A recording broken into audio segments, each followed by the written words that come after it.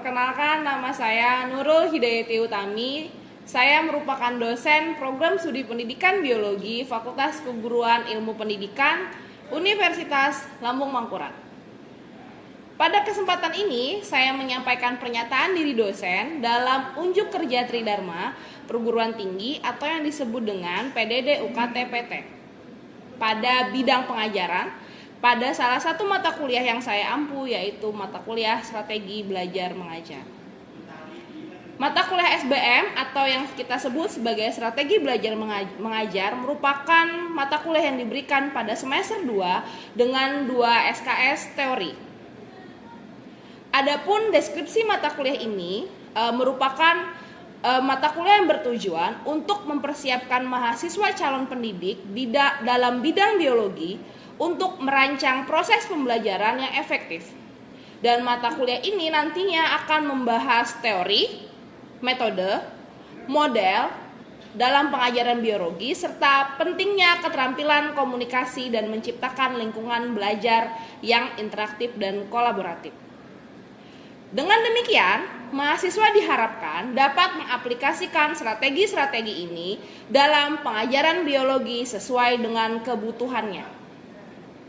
Mata kuliah SBM memiliki 3 CPL terkait dengan lulusan mampu merancang, melaksanakan, mengevaluasi pembelajaran biologi secara saintifik dan berpusat pada peserta didik, serta menyelesaikan masalah pembelajaran secara efektif dan berkontribusi dalam kehidupan bermasyarakat melalui kecakapan abad 21 dan pemanfaatan teknologi yang humanis. Selanjutnya, CPL yang terkait dengan SBM adalah CPL keempat, yaitu menguasai konsep biologi, memiliki keterampilan merancang, melaksanakan penelitian untuk mengevaluasi fenomena biologi secara logis, kritis, dan sistematik, berbasis pada iptek.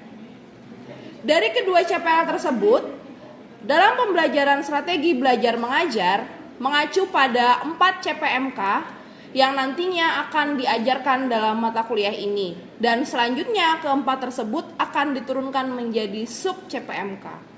CPMK pertama yaitu mahasiswa mampu menganalisis prinsip belajar mengajar melalui kegiatan diskusi secara tepat. CPMK kedua, mahasiswa mampu menganalisis pendekatan, metode, dan model melalui kegiatan partisipatif secara tepat. CPMK selanjutnya yaitu mahasiswa mampu merumuskan kegiatan pembelajaran biologi berdasarkan case study secara tepat. CPMK keempat, mahasiswa mampu merancang metode, pendekatan, dan model pembelajaran yang sesuai dengan karakteristik materi dan peserta didik didasarkan dari studi kasus. Keempatnya merupakan hal yang penting untuk dilakukan dalam pembelajaran biologi, terutama menjadi calon guru yang baik. Adapun pokok bahasan yang nanti akan banyak dibahas dalam strategi belajar mengajar adalah teori belajar, kemudian pendekatan saintifik, metode pembelajaran, strategi pembelajaran, pendekatan pembelajaran, serta model pembelajaran. Pada pembelajaran ini, pendekatan utama yang saya terapkan pada perkuliahan biologi adalah menerapkan dari student center dan studi kasus bersifat autentik. Pendekatan ini secara khusus memang dirancang untuk mengembangkan kompetensi inti mahasiswa dalam menyelidiki berbagai fenomena pembelajaran biologi yang kontekstual di lingkungan sekitarnya dan menganalisis secara khusus bagaimana strategi belajar mengajar yang diajarkan di sekolah. Adapun kalau kita lihat dari pembelajaran SBM, terdapat tahapan-tahapan terstruktur terkait dengan mendesain, menginterpretasi, dan membangun argumen berbasis bukti. Dengan harapan tersebut, mahasiswa tidak hanya memahami konsep, tapi mendukung bagaimana proses ini bisa terjadi, dan melalui media ajar yang investigatif, mereka mampu mengeksplor secara mandiri, yang diperkaya dengan buku referensi yang terkini. Adapun Interaksi belajar yang dilakukan adalah melalui diskusi terstruktur, melalui analisis bukti dan sintesis informasi, sesi tanya jawab kritis untuk melatih argumentasi mahasiswa secara pedagogis, simulasi studi kasus melalui pembelajaran dengan tujuan merancang solusi dalam pembelajaran. Adapun seluruh alur belajar pada pembelajaran ini diintegrasikan dalam LMS ULM yang kita sebut sebagai Simari. Platform ini menyediakan berbagai akses fleksibel terhadap sumber belajar termasuk video dan bahan ajar, tetapi juga dapat digunakan sebagai pembelajaran secara terstruktur dan asinkronus. Dalam Simari, mahasiswa bisa melakukan berbagai hal, termasuk ruang kolaborasi dengan pengumpulan temuan investigasi, melakukan forum diskusi asinkronus untuk memperdalam kajian secara pedagogis, serta repositori umpan balik terhadap rancangan studi pembelajaran yang telah dilakukan. Melalui sinergi pendekatan ini, harapannya mahasiswa dapat mengembangkan kompetensi sebagai investigator dan calon pendidik yang mampu mentransformasi temuan menjadi strategi belajar biologi yang relevan, kritis, dan terbukti secara ilmiah. Di akhir, saya melakukan penilaian berdasarkan dari RPS dan kontrak perkuliahan yang telah disepakati dengan mahasiswa pada pertemuan awal. Tujuan dari hal tersebut adalah kami menyepakatinya terjadi pembelajaran dengan lebih terinci dan terangkum dalam RPS mata kuliah strategi belajar mengajar. Baik, selanjutnya adalah pada tahapan evaluasi. Penilaian perkuliahan ini dirancang untuk mengukur pemahaman mahasiswa secara holistik terhadap materi, partisipasi aktif, dan kemampuan menerapkan konsep dari yang telah dipelajari. Secara keseluruhan, distribusi pembobotan mengikuti distribusi yang tercantum dalam Universitas Mangkurat, yaitu tugas, UAS, dan UTS. Pada tugas, yang pertama itu terkait dengan tugas mandiri, proyek individu, serta proyek studi kasus yang akan mereka selesaikan secara individu maupun kelompok, dengan beban studi sebanyak 30% dari hasil penilaian. Selanjutnya, pada ujian tengah semester dilakukan evaluasi komprehensif untuk mahasiswa atas materi yang disampaikan pada paruh pertama perkuliahan. Bentuk ujian berupa studi kasus dan problem solving. Selanjutnya, pada penilaian akhir ada ujian akhir semester atau yang disebut dengan UAS dengan bobot 40%.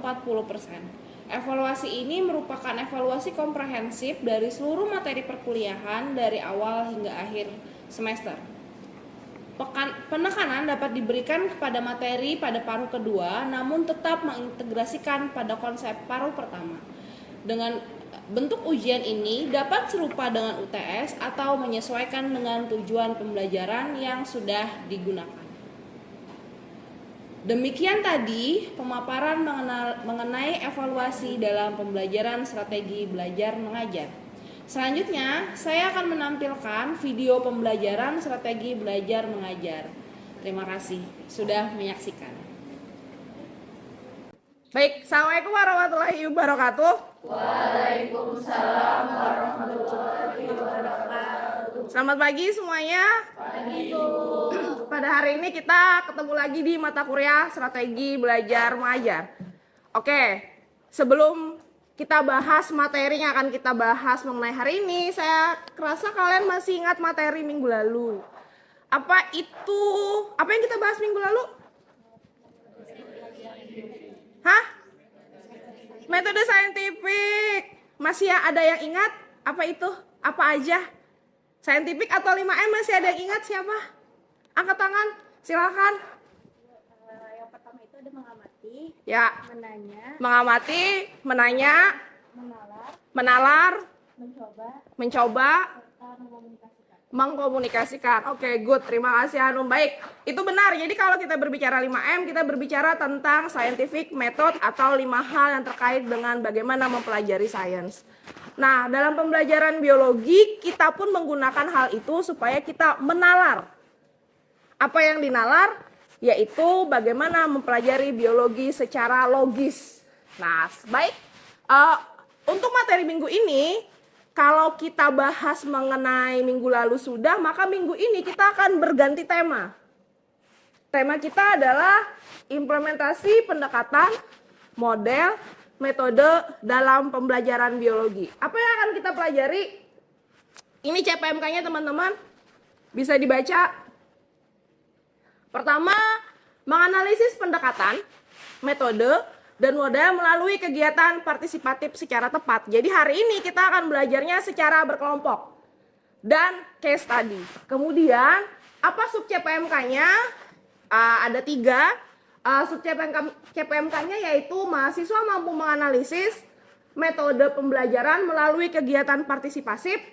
Kemudian yang selanjutnya adalah mahasiswa mampu menganalisis pendekatan pembelajaran melalui kegiatan partisipatif dengan tepat. Jadi ini adalah 2 hal, ada pendekatan, metode, dan yang terakhir adalah menganalisis model pembelajaran biologi melalui kegiatan partisipatif. Jadi teman-teman semuanya hari ini kita akan mengerjakannya secara partisipatif berkelompok.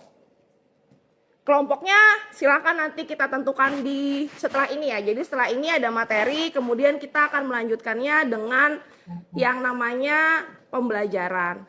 Baik. Nih, kalau dari gambar ini, siapa yang bisa saya beri waktu 3 menit untuk membuat narasi teman-teman? Hal apa yang terkait dengan sistem pembelajaran dari faktor-faktor yang ada di gambar di sliding? Silahkan. Ini yang harus kita pahami dalam pemahaman strategi. Ada siswanya, ada sekolahnya, fasilitasnya, ada aktivitasnya. Kamu nggak mungkin ngajar tanpa aktivitas. Karena nggak mungkin kamu ngajar hanya dikasih LKPD aja. Kalau kamu jadi siswa dikasih LKPD aja gimana?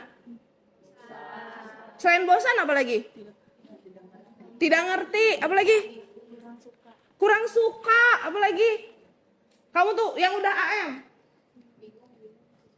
Bingung siswanya. Kenapa bingung? Apa keluhan siswa kalau di kelas, teman-teman yang sudah mengambil AM? Terlalu monoton. Siapa yang monoton? Guru. Tapi di situ bukan berarti salah guru ya. Ada banyak hal yang mempengaruhi nih. Kamu pernah ke sekolah? Sekolahnya macam-macam kan ngajarnya? Beda-beda nggak cara mereka mengajarkan? Beda. Kita di kota beda.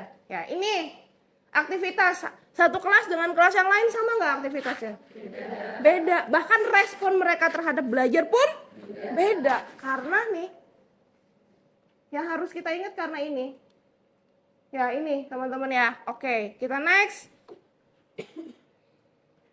Sekarang bagaimana cara belajar dengan hasil yang baik?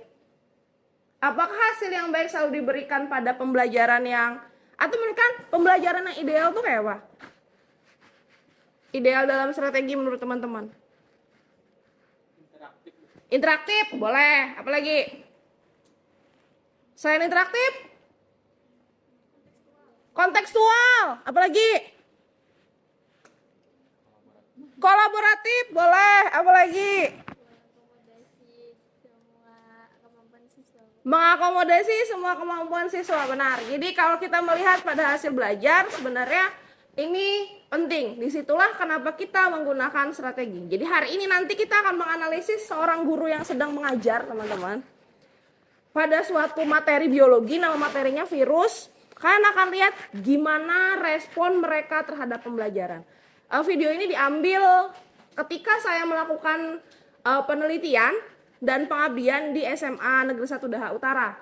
Jadi video itu adalah video penelitian saya yang saya mengamati gerak-gerik siswa di kelas. Kalian akan lihat, dan saya yakin teman-teman relate ketika kalian sekolah SMA pun kalian seperti itu. Dan saya juga seperti itu. Nah ini yang penting. Nih, kita berbicara tentang apa ini? Model pendekatan dan metode. Masih ada yang ingat apa itu? Model. Kalau kita berbicara model, maka kita berbicara tentang apa? Apa? Sebutkan, nggak apa-apa. PBL, yang terkenal PBL, PJBL, Discovery, Inquiry, apa lagi? Kooperatif, ada lagi? Apa? STEM. Itu adalah bagian dari model.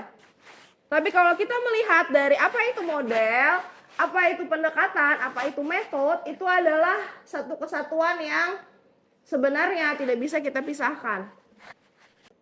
Ya, ini dasarnya Joyce. Udah pernah lihat bukunya? Silahkan teman-teman cari. Model itu punya 5 karakteristik. Pertama punya sintak. Apa itu sintak? Urutan. Kalau urutan berarti bolehlah bertukar. Yes, nggak boleh. Yang kedua adalah social system. Apa itu social system? Itu adalah struktur interaksi yang kita harapkan. Mau berkelompok, mau individu, itu interaksi. Atau misalnya mau berdua saja seperti think, pair, and share, itu berdua saja, kemudian berkelompok besar. Kemudian ada yang namanya principle of reaction atau cara guru merespon perilaku siswa. Buat teman-teman yang sudah merasakan, mungkin beberapa di antaranya sudah ada merasakan mengajar di kelas-kelas kecil, kamu akan merasakan bahwa interaksi dengan siswa akan memberikan cara respon yang berbeda. Gimana cara respon yang baik? Misalnya ketemu siswa yang pendiam, respon Anda kayak Pak? Gimana? Ngajak bicara. Kalau siswanya banyak omong, suruh berdiam. Ya nggak gitu ya. Ketika kamu banyak bicara bukan berarti dia suruh diam. Tapi bantu dia mengoptimalisasi cara berbicaranya. Siapa tahu dia memang punya keahlian itu. Siapa tahu dia punya kemampuan itu dan tidak semua orang memilikinya. Nah, kemudian kita ke support system. Nah, ini nih penting nih. Dalam model bukan hanya perkara kamu ngasih PBL. Aku ngajar pakai PBL aja. Aku kasih masalah selesai. Terus kamu duduk. Itu bukan bagian dari support system. Maka ketika kamu menyampaikan, oke, saya siapkan support system apa? Medianya, LKPD-nya, apalagi? Bahan ajarnya, kemudian nanti mau dikasih video silahkan kasih aja videonya. Itu penting karena ini support system and di sini sumber dayanya. Kemudian terakhir adalah instructional and nurturing effect atau efek samping dari pengembangan karakter. Kita tuh nggak sadar sebenarnya karakter siswa itu terbentuknya bagaimana, dan ini adalah bagian dari dasar dalam pembelajaran. Jadi bukan hanya perkara ini. Selama ini aja kan dibahas. Ini masih ada nih bawahnya. Nyampe nggak kita sampai ke bawah sini? Nyampe dong, harus nyampe ya. Jadi bukan hanya perkara kamu mikirin sintak, bikin RPP. Aku yang penting bulas sintak. No. Bukan. Pikirkan juga. Interaksinya mau gimana? Cara respon kita gimana dan bagaimana support system seperti material-material lain, buku, video dan lain-lainnya juga harus disiapkan. Jadi kalau mengajar bukan hanya sekedar jangan hanya sekedar berbicara. Kamu ngajar 2 jam, kelasnya 5. Kalau kamu 2 jam kali 5 berbicara, jatah berbicaramu habis. Apa yang terjadi pada diri Anda? Capek. Pulang-pulang tinggal apa? Tidur. Sedangkan kamu harus melalui itu selama seminggu. Capek nggak? Ngomong doang. Makanya jadi ketika kita menjadi guru, teman-teman di kelas bukan hanya sekedar bicara. Tapi bagaimana kita bisa membuatnya menjadi lebih menyenangkan dengan menggunakan support system, nurturing, principle of reaction, dan social systemnya. Ini ada contoh-contoh yang bisa teman-teman baca di learning management system kita di Simari. Sudah saya unggah, nanti silakan teman-teman perhatikan di sana. Dan ini adalah apa yang akan kita lakukan hari ini. Yang akan kita lakukan hari ini adalah this one. Silakan dibaca. Di dalam hati saja, nggak usah nyaring-nyaring. Ya, nggak usah nyaring-nyaring dibacanya. Hari ini kita akan membuat case study mengenai peningkatan strategi pembelajaran. Linknya ada di sana, nanti saya kirimkan ke grup linknya. Kemudian, kamu diminta ada 3 pertanyaan sebenarnya. 1, dari video tersebut, bagaimana cara kita mengidentifikasi pertanyaan kritis atau HOTS. Atau kamu nemu nggak ada HOTS di sana? Yang kedua, bagaimana konsistensi pendekatan model pembelajaran yang diterapkan oleh guru. Hari ini kita fokus ke model dulu. Jadi kalian dari situ kalian lihat, ini kira-kira modelnya apa ya?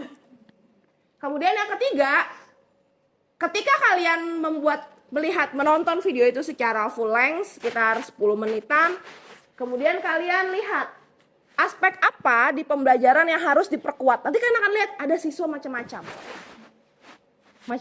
perilakunya di kelas dan apa yang harus diperkuat. Di sini saya contohkan ya, misalnya variasi metode penyesuaian. Kalian boleh tuliskan 5 atau 6. Kemudian saran untuk replikasi pembelajaran di kelas yang lain. Replikasi apa atau pengulangan apa yang bisa kita lakukan dari kelas yang sudah dibuka oleh guru, kemudian kalian gunakan di kelas selanjutnya. Oke, ada pertanyaan dulu? Cukup? Tidak ada pertanyaan? Baik teman-teman, saya akan bagikan materinya. Ini sudah saya bagikan teman-teman. Silahkan. Saya beri waktu sekitar untuk nonton videonya 5 menit. Boleh kamu percepat. Kalau kamu lihat di T, kamu boleh isikan berulang. Kemudian teman-teman tuliskan jawabannya, tidak usah, boleh di kertas, boleh dulu. Nanti kalian tuliskan di sini. Itu link Google Slide-nya teman-teman yang bisa teman-teman buka.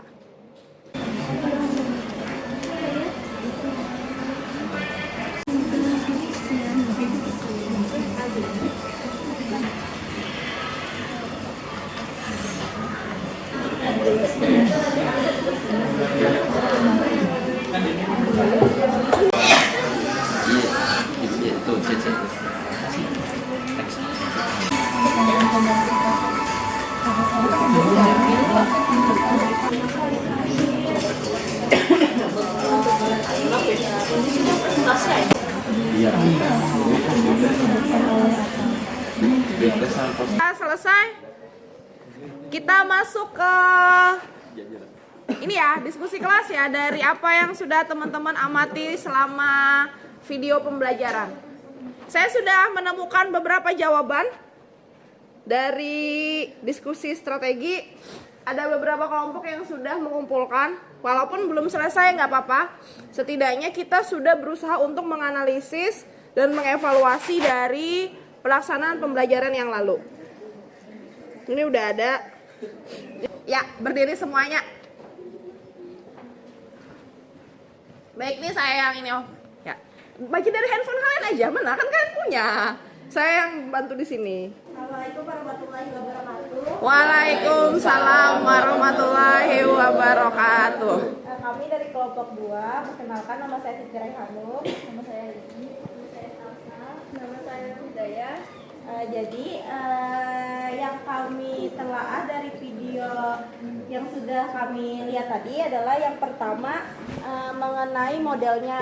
Nah, menurut kami itu tuh tidak ada, mungkin saja itu model PBL, tetapi sintaknya tidak jelas. Karena mengapa tidak jelas? Karena dia itu tidak menampilkan masalah yang dimana sintak-sintak PBL itu kan ada 5. Yang pertama itu ada orientasi peserta didik pada masalah yang dilakukan oleh guru. Yang kedua mengorganisasi peserta didik itu ada, tetapi pada saat pada saat awal pembelajaran seharusnya kan orientasi masalah dulu baru mengorganisasikan.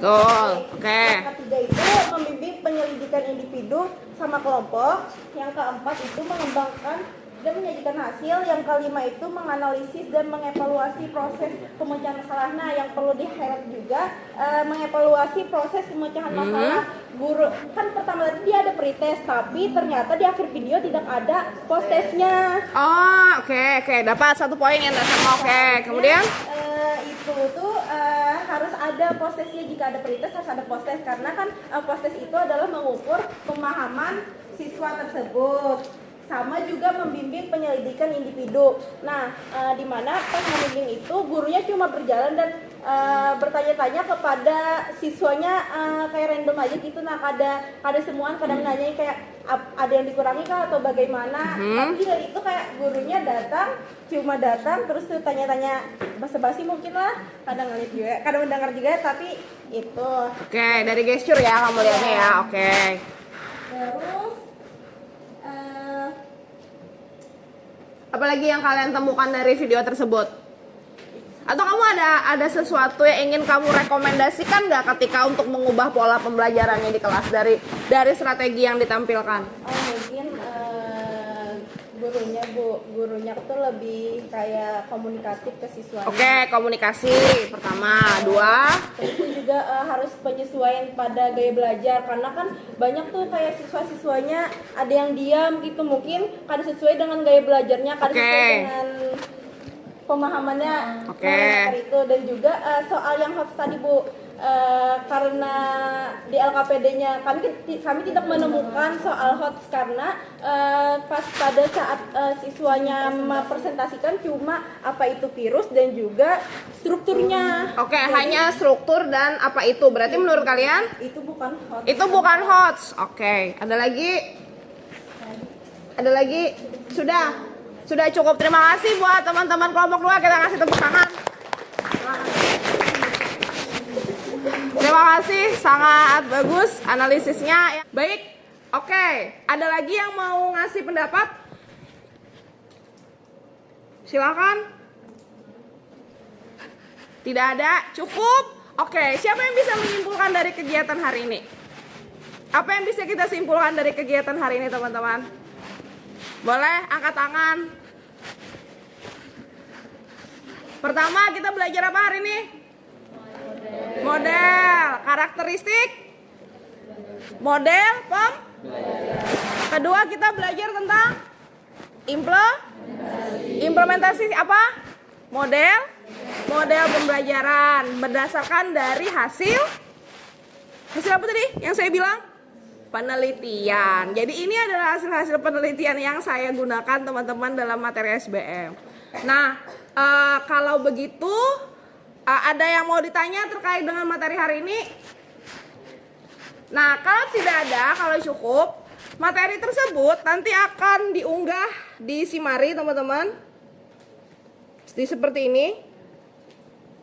Di portal akademik, kalian pilih saja di materi strategi belajar mengajar. Jadi ini yang tadi presentasinya sudah kita letakkan, silakan dilengkapi secara lengkap, lebih lengkapnya atau nanti deskripsinya kalian unggah di Simarinya kalian.